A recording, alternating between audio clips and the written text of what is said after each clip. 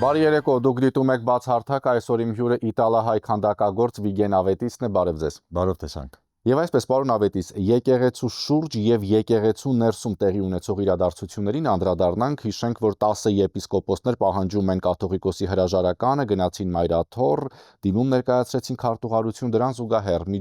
Միքայել Աջապահյանը, այսպես ասած, հայտարարությամբ հանդես եկավ եւ հորդորեց, որ մնալ ամուր, զորավիգ լինել եկեղեցուն եւ հայրապետին։ Շատ ծանր ժամանակահատված է հայկական իրականության մեջ, որտեղ եկեղեցին դուրս է եկել, այսինքն եկեղեցին դարձել է քաղաքական կուսակցություն։ Այսօր ես մի շատ վատ բան տեսա Facebook-ում, այդ մեր ձևով շարժումը, չգիտեմ ինչա, կուսակցություն է, այսինքն մեր ձևով, գիտեք, նշանակում է Կոզա Նոստրա, դա մաֆիայի նշանաբանն է։ Եվ դրել էին երկու նկար, ում եք հավանում, այնտեղ կաթողիկոսի նկարներ եւ Նիկոլ Փաշինյանի նկարներ։ Դա ահավոր տեսարան էր ինձ համար, այսինքն այդ ոնց եղավ, որ հասանք այս կետին, որ մեր եկեղեցու առաջնորդը մեր պետության առաջնորդի հակառակորդն է դարձել։ Նրանք միասին պիտի փորձեին դուրս բերել հայկական այս ծանր վիճակից Հայաստանը դուրս բերելու մասին պիտի մտածեին, այլ ոչ թե արճակատվեին, սա ինչ է։ Եվ փաստորեն դա եղել է տարիներ շարունակ, չգիտեմ, քանի տարի, որ կաթողիկոսն է ամեն դեպքում, Կտրիչ Ներսեսյանը, փաստորեն թշնամական կեցվածք ունեցել են միշտ մեր ժողովրդի հանդեպ, մեր պետության հանդեպ։ Պայմանավորվում, որ այդ ինչ հիմնավորումներ ունեք, պարոն Ավետիս։ Դե այս վերջի բացահայտումներից պարզ եղավ, ես իհարկե ենթադրում եի, բայց պարզ եղավ, որ իրանք աշխատում են ոչ թե մեր պետության եւ մեր հավատացյալների համար, իրանք կոնկրետ վարձ են ստացել, աշխատանք են արել, որպեսզի եկեղեցին կտրեն եւ դարձնեն Մոսկվայի օֆիս։ Այսինքն պարզ դարձավ, որ թշնամական կառույցը իր էությամբ դարձել մեր պետությանը։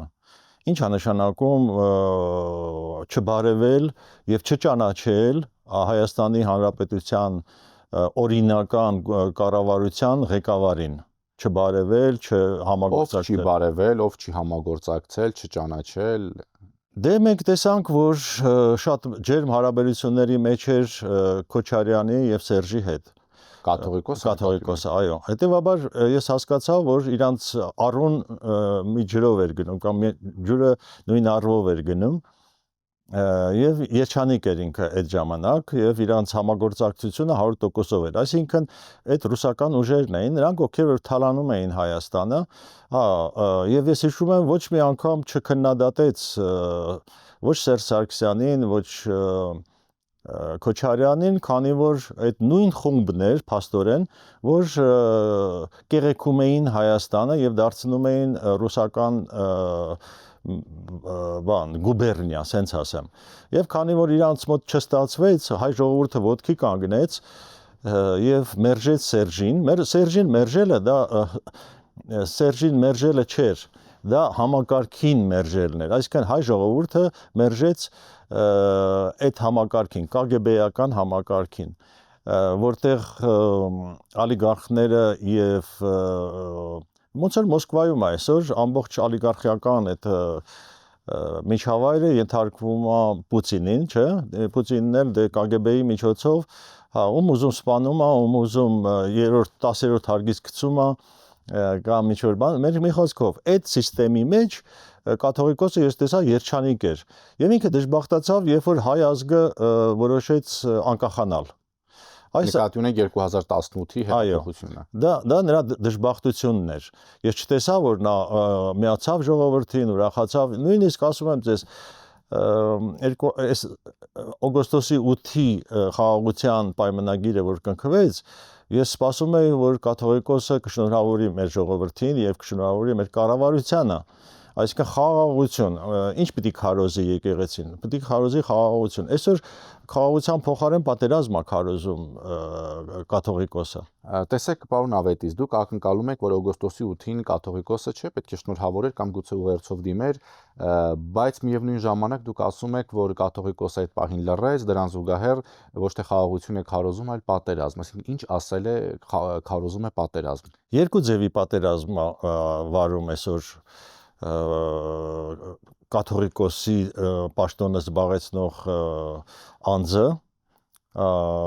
իր եղբոր հետ, որ բացահայտվեց նրա ինչպիսին լինելը, ես վստահ եմ, որ այս մարդը KGB-ի գործակալ է, բայց նաև թղթերը հրապարակվեցին։ Ինքը երկու պատերազմ է մղում, մեկը Հայաստանի ներսում կառավարության դեմ եւ ամեն գնով փորձեց տեսանք այդ սրբազան շարժում եւ այլն ամեն ինչ արեց տերորիզմ, տերոր քարոզող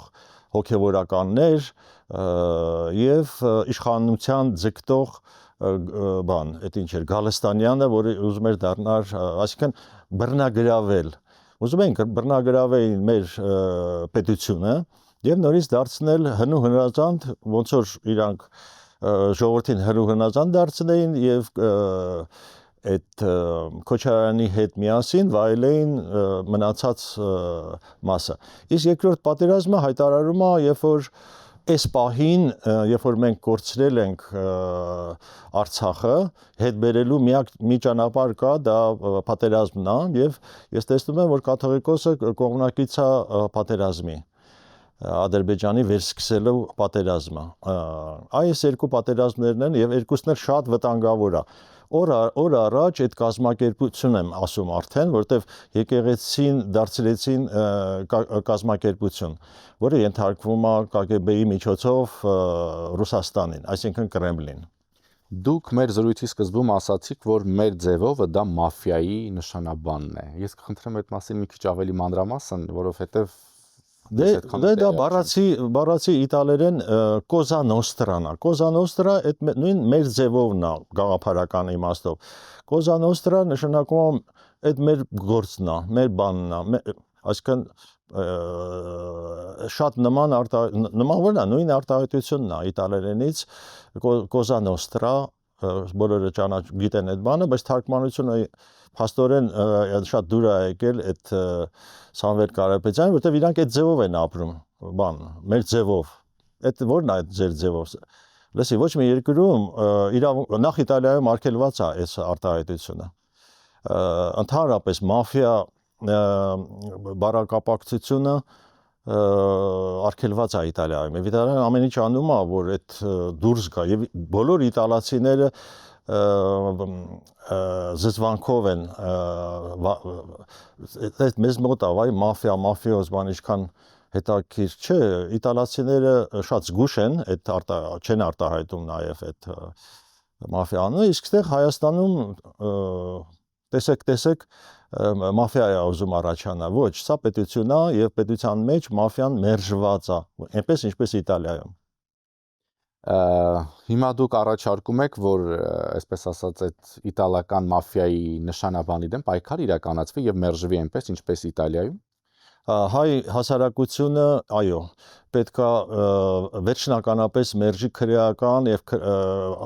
մշակույթը։ Մաֆիան դա քրեական մշակույթ է, շատ վտանգավոր, շատ վատ։ Տեսեք, Իտալիան արդեն 100 տարի չի կարողանում ազատվել, որտեղ այդ մաֆիայի բաները, շերեփուկները մտնում են քաղաքականության մեջ եւ օրինակ ինչի Իտալիայի հարավը չի զարգանում։ Իտալիայի հյուսիսն է զարգանում, որտեղ հարավը այդ մաֆիան պետության փողերը ուտում է եւ չի թողում զարգանա։ Մինչև չկտրվի այդ քրեական մշակույթը, պետությունը երբեք չի զարգանա, անգամ Իտալիան չի զարգանում։ Այդ ակնհայտ է, օրինակ Վենետիկի եւ Նեապոլի միջև այդ տարբերությունը, Վենետիկի եւ Սիցիլիայի միջև տարբերություն, դա անգամ զբոսաշրջիկի համար է շատ տեսանելի, պարոն Ավետիս, բայց այստեղ տեսեք դուք Երբ մենք խոսում ենք եկեղեցուց, կաթողիկոսի, դուք բարբերաբար ձեր հարցազրույցներում պնդել եք, որ կաթողիկոսը պետք է հեռանա, բայց երբ այդ հեռացումը, այդ հրաժարականը պահանջում են եպիսկոպոսներ, հոգևորականներ, որոնք իրենց մերողություն, բայց իրենց ապրածով, այսպես ասած, կամ իրենց վարքով երբևէ չեն փայլել։ Օրինակ, բոլորը այս համացանցում շատ բուրըն կերպով քննարկվում է, որ կաթողիկոսի հրաժարականը պահանջում է Նավասարդ Կճոյանը։ Եվ բոլորն էլ գիտեն, չէ՞, որ Նավասարդ Կճոյանը տարիներ շարունակ եղել է եւ Ռիտա Սարգսյանի, եւ Սերժ Սարգսյանի, եւ Տարոն Մարգարյանի հետ գրեթե բոլոր միջոցառումներին օրհնել եւ օծել է այն ամեն ինչ առնչվում էր նրանց հետ։ Ես կարող եմ ենթադրել, ես ներկա չեմ եղել վարչապետի եւ 10 եպիսկոպոսների հանդիպմանը, բայց ես կարող եմ ենթադրել, որ այնպիսի բաներ են իմացել, որ չեն իմացել, անգամ Կճոյանը, եւ ես վստահ եմ, որ վարչապետը իրական դեմքը Ներսիսյանի Կտրիչ Ներսիսյանի իրական դեմքը ինձ թվում է բացահայտել է այդ 10-ին, որովհետեւ այդ 10-ը միանգամից ապշեցին, ես չգիտեմ այդ ինչա պատմել։ Նավասարդ Կճոյանը, երբ որ այդ Bentley ղեկին էր կամ այդ Bentley-ով առհասարակ երթևեկում էր, թեկուզ ղեկին ինքը չէր, ինքը այդ ժամանակ չէր պատկերացնում, ինքը հոգևորական է եւ իրեն զուգահեռ լինում էին, այսպես ասած, հացի խնդիր ունեցող բազմաթիվ քաղաքացիներ այդ նույն կառավարման տարիներին, երբ ինքը գնում օրհնում ու օծում էր Տարոն Մարգարյանի, Ռիտա Սարգսյանի, Սերժ Սարգսյանի տարբեր կառույցներ, նրանց հետ առնչվող տարբեր, չգիտեմ, միջոցառումների էր մասնակցում, չգիտեր, որ այդտեղ սոված երեխաներ կան, ինքը գնում օրհնում, օծում է, հիմա էլ Bentley, այդ ժամանակ էլ Bentley-ով երթևեկում էր, հիմա էլ հրաժարական։ Եկեք ես երկու պատասխան տամ։ Մեկը ես ասացի, որ անգամ Կճոյանը ապշել է իմ կարծիքով այն ամեն ինչից ինչ լսել է, ինչա կատարվում ներսում։ Գիտեք ինչ, հա, մաս է կազմել Կճոյանը այդ քրյա օլիգարխիկ դաշտի։ Ես այդ եմ ուզում, իսկ երկրորդ իմ պատասխանը այն է, որ այդտեղ Կճոյանն էլ չի։ Այդ համակարգն է, եւ Կճոյանը չի, եւ կաթողիկոսը չի, այսեն համակարգն է, որ պետք է քանդվի, ոչ թե մենք ուզում ենք կաթողիկոսը հրաժարական տա, նենց ոնց որ ասեցի Սերժը չէր, որ հրաժարական տվեց, այդ համակարգն էր, որ հրաժարվեց, մենք ստիպեցինք համակարգին, այդ քրյա օլիգարխիկ համակարգին, որի մեջ նաև Կճորյանն էր մտնում, իհարկե Եզրասը եւ իր եղբայրը բոլորը մտնում էին այդ համակարգի մեջ, ասում եմ, անգամ Կճոյանը, որ ամեն ինչ գիտեր եւ մաս էր կազմում այդ ամեն ինչին, իմ կարծիքով անգամ նա եւ մնացած 10 թե 11 եպիսկոպոսներ իրանքեր են ապշել։ Ամեն ինչ ոչ չգիտեն բոլորը։ Հա, մարդ կա, որ չի էլ հավատացել, բան ոնց կարող է տես բան լինի։ Պարզվում է, որ այդ լուրջ վտանգը այդ համակարգն է, ոչ թե այդ մարդը։ Բայց այստեղ չեք կարծում, որ մարդիկ երբ տեսնում են, որ կաթողիկոսի հրաժարականը պահանջողներից մեկը հենց Կճոյանն է, արդեն ընտրություն է կոպիտ ասած լինում Կճոյան թե կաթողիկոս, այստեղ ոնց որ դառնում է երկու ճամբար։ Հենց դա երկու ճամբար չի, բացահայտում ասա։ Ես կարծում եմ իրանց համար էլ այդ 10-11-ի համար էլ բացահայտում ա եղել ինչպիսին է այսօր եւ ինչ վտանգ է սպառնում Հայաստանի Հանրապետությանը, եթե եկեղեցին շարունակի աշխատել, ասենց ասեմ, այդ համակարգով, այդ կագբեական համակարգով։ Նրանք հատուկ գործակալներ են, որոնց հիմնական առաքելությունը փաստորեն հակադեմոկրատական եւ հակապետական, այսինքն իրանց պետություն պետք չի, այսինքն իրանք վտանգ են ներկայացնում մեր պետության համար, հասկանում եք, այն էլ ասեմ ձեզ, որ ոչ թե հենց Կճոյանն է, դա համակարգ է, որի մեջ նաև եղել են բոլորը, բայց այնպիսի արհավիրքներ են ինձ թվում բացահայտել Նիկոլ Փաշինյանի միջոցով, որտեղ այսօր Նիկոլ Փաշինյանը տիրապետում է ամբողջ ինֆորմացիային, չէ՞։ Եվ ես կարծում եմ, որ անգամ Կճոյանը ապշել է, թե այս ինչ վտանգից պետքա փրկենք Հայաստան։ Այսօր գնում է Հայաստանի փրկության հարցը։ Հասկանում եք, եկեղեցին էլ հետևաբար եկեղեցին էլ ինքնըստինքյան կփրկվի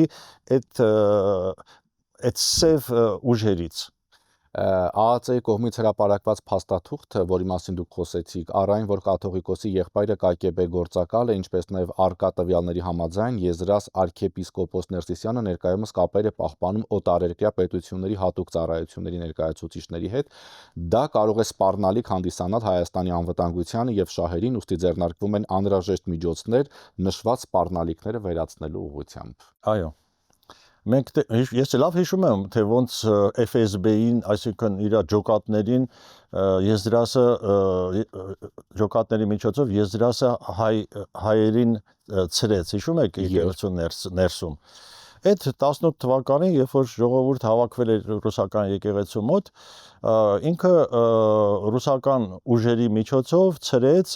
Հիմա ես տեսա ոնց օրնում են հայորդիներին, որոնք մեկնում են Ուկրաինա պատերազմի, այսինքն ինքը լրիվ ռուսական կամ նույն Կիրիլն է, ուղղակի հայկական եկեղեցում։ Ես այսօր լսել եմ, որ անգամ ուզում են կաթողիկոսին տեղափոխել Մոսկվա եւ կաթողիկոսությունը տեղափոխվի այնտեղ, այսինքն ինքն է եւ իր բանն է, դա իր մենաշնորհն է, ինչն է, որ ուզի որտեղ գնա ապրելու, այնտեղ էլ տանի հայ կաթողիկոսությունը։ Սա էլ վտանգ է մեջ այլոց եւ իմ կարծիքով Հայաստանից չպիտի թողնել ընդհանրապես դուրս գա Եզրասի եղբայրը։ Եզրաս arczepiskopos Ներսիսյանը 80-ականներին հավաքագրվել է սովետական ՊԱԿ-ի կողմից, նաև այսպիսի տեքստ կար հաղորդագրության մեջ։ Դե սովետական ՊԱԿ-ը այդ նույն FSB-ն է, թող չասեն, վայ, այն սովետի ժամանակներ, այսօր էլ սկսել են բան անել, բայ ասում են, այն ժամանակ բոլորն էլ հավաքագրված են եղել, բան, ինչ որ սկսել են արդարացնել, այդ ինչա որ, չէ, դա դավաճանություն է։ Այն ժամանակ էլ էր դավաճանություն, այսինքն եկեղեցականի ԿԳԲշնիկը ո՞րն է։ Այսինքն դու ծառայում ես քո հոտին, քո ժողովրդին, քո ազգին, թե ծառայում ես Ռուսաստանին եւ ռուսական հատուկ ծառայություններին։ Այդ ինչ արդարացնելու բան է։ Դուք այստեղ սպառնալիք տեսնում եք Հայաստանի Հանրապետության համար, պարոն Ավետիս։ Հայաստանի Հանրապետությունը, եթե այս հարցը չլուծի, սրանք կլուծեն Հայաստանի հարցը։ Այսինքն ինչպես պետք է Հայաստանը լուծի այս հարցը։ Դե տեսեք, իրանք արդեն իշխանություն էին ուզում վերցնել, իրանք արդեն նշանակել էին Գալստանյանին բան վարչապետ, հիշում եք։ Հա, այսինքն սա կոնկրետ պետության, այսինքն իրանք իմ ընտրած մեր Հայաստանի Հանրապետության քաղաքացիների ընտրությունը եղել է Նիկոլ Փաշինյանը։ Հիմա եթե ուզում են իշխանափոխություն, հա, թող այդ սքեմները հանեն, քաղաքական կուսակցություն ստեղծեն, բայց արդեն ստեղծել են այդ բանն, այդ Կոզա Նոստրան, իբր թե, հա, եւ մասնակցեն ընտրություններին։ Եվ թող հաղթեն, բայց իրանք ուզում են ուժով վերցնեն իշխանություն, սա տերոր է, իսկ սա իրոք վտանգ է մեր պետության եւ պետականության համար։ Դուք ասացիք, եթե Հայաստանի Հանրապետությունը չլուծի այս հարցը, իրենք կլուծեն Հայաստանի Հանրապետության հարցը։ Այդ առումով էլ խնդրեմ մանրամասն ներկայացնել։ Դե չեք հիշում, որ Գալստանյանը արդեն ուզում է գրավել լուծի Հայաստանի Հանրապետությունը այս հարցը, որ եթե չլուծի այդ հարցը, ապա իրենք ինչպես կլուծեն Հայաստանի հարցը։ Մեր պետությունը, մեր կառավարությունը պիտի ճշմարտությունը բացահայտ, տեսեք, սկսում է արդեն բացահայտել ճշմարտությունը, այսինքն այդ մարդիկ չեն ծառայել Հայաստանի Հանրապետությանը եւ չեն ծառայել հայոց եկեղեցուն։ Դա էր վկայում Եզրասի անդամությունը։ Այս կառույցը ամբողջությամբ ծառայում է ռուսական շահերին, այն էլ բան հատուկ ծառայությունների շահերին։ Այս հատուկ ծառայությունները ռուսական գիտեն ինչով էին զբաղվում, բացի քաղաքականությունից նրանց տրված էր բանը, այդ թմրամիջոցների վաճառքը, տեսեք, այն ինչ էր, Միհրան Պողոսյան կար, որ գեներալ էր բան, էլի ԿԳԲ-ի գեներալ էր ռուսական, որ այսօր փախել է Ռուսաստան եւ նրանք հետ չեն տալիս մեզ։ Դա եղել է մի հատ ցանց, որով որ հենց այդ հարստությունները այսօր այդքան վտանգավոր են։ Իրանք արդեն չեն կարողանում չբացահայտվել։ Հա, սա սպառնալիք է, այո, սա մաֆիա է։ Դե մաֆիան ինչով էր զբաղվում, էլի բանով, չէ՞, թմրամիջոցների առևտուր կատի ունեք, թե ոչ, իրանք էլ եկեղեցի չեն։ Իրանք ընդհանրապես գործակալներ են, էսա խնդիրը, սա է վտանգը։ ոչ մի կապ չունեն։ Եկեղեցու առաջնորդներ։ Ոչ մի կապ չունեն, այո, հայ առաքելական եկեղեցու հետ։ Իրանք KGB-ի աշխատողներ են, որոնք որ կարան ամեն ինչով էլ զբաղվեն եւ անունը դնեն հոգեվորական ենք։ Բայց իրանք փաստորեն հոգեվորականությունից այնքան հեռու են, ինչքան, չգիտեմ, մենք աստղերից։ Այո։ Շնորհակալություն։ Հիշեցնեմ իմ հյուրը իտալահայ քանդակագործ Վիգեն Ավետիսն էր։ Շնորհակալություն ուշադրության համար, հաջողություն։